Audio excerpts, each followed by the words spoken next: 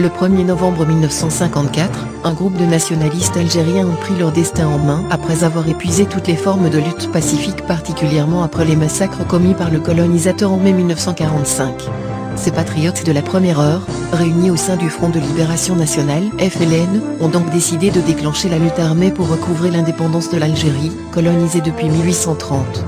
Plusieurs années de combats politiques ont été nécessaires au peuple algérien pour se prendre en charge. Du PPA, Parti du peuple algérien, au MTLD, Manifeste pour le triomphe des libertés démocratiques, à l'OS, Organisation spéciale, ces structures donneront naissance au FLN. Ce sont, en effet, des générations entières de militants de la liberté qui ont consenti le sacrifice suprême pour que s'émancipe la nation algérienne.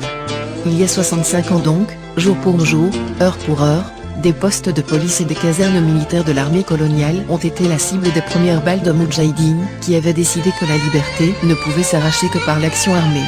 Ces actions simultanées menées dans plusieurs régions d'Algérie se voulaient un acte solennel concocté par 9 militants du PPA-MTLD qui en avaient assez des palabres fratricides entre messalistes et centralistes et qui ont fait de l'unité et de l'action leur credo.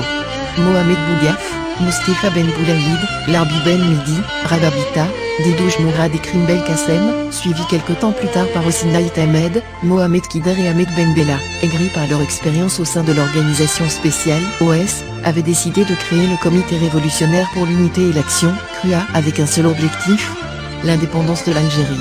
Le 10 octobre 1954, les membres du CRUA fixent la date de l'insurrection au lundi 1er novembre 1954.